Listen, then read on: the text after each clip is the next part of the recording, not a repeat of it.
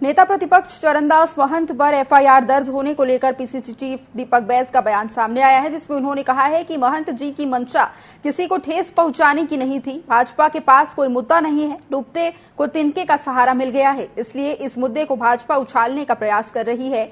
वहीं PCC chief दीपक बैस के बयान पर डिप्टी सीएम अरुण साव ने पलटवार करते हुए कहा है कि पीएम मोदी के लिए ऐसी भाषा का उपयोग दुर्भाग्य है।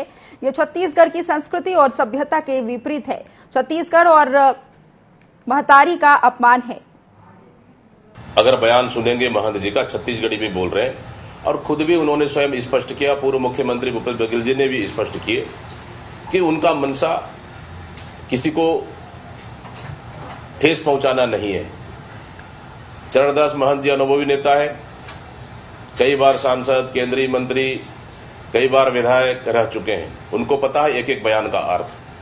छत्तीसगढ़ी में उन्होंने मुहावरे का प्रयोग किया, लेकिन भारतीय जनता पार्टी पर कोई मुद्दा नहीं है तो डूबते को एक तिनके का सहारा मिल गया है। इसलिए इन मुद्दा को जानबूझ के भारतीय जनता पार्टी उछालने का प्रयास कर रही है और महंत जी ने खेद भी प्रकट किया। उसके बाद भी भारतीय जनता पार्टी इस तरह से हथकंडे अपनाना, मैं समझता हूं बिल्कुल भी लोकतंत्र में इसके लिए स्थान नहीं है, क्योंकि सीनियर नेता समझते हैं कि भाषा का मर्यादा और उनकी सीमाएं उनको सबको पता है। लेकिन भारतीय जनता पार्टी मुद्दाविहीन होने के कारण सिर्फ उनको वो चाह रहे हैं कि एक ऑक्सीजन के सहारे चुनाव में जा सके, लेकिन इसका लाभ भारतीय जनता पार्टी को नहीं मिलेगा। देखिए, जिस प्रकार की भाषा का इस्तेमाल देश के प्रधानमंत्री माननीय नरेंद्र मोदी जी के लिए हुआ है, हमने पहले भी कहा है, ये दुर्भाग्यजनक है।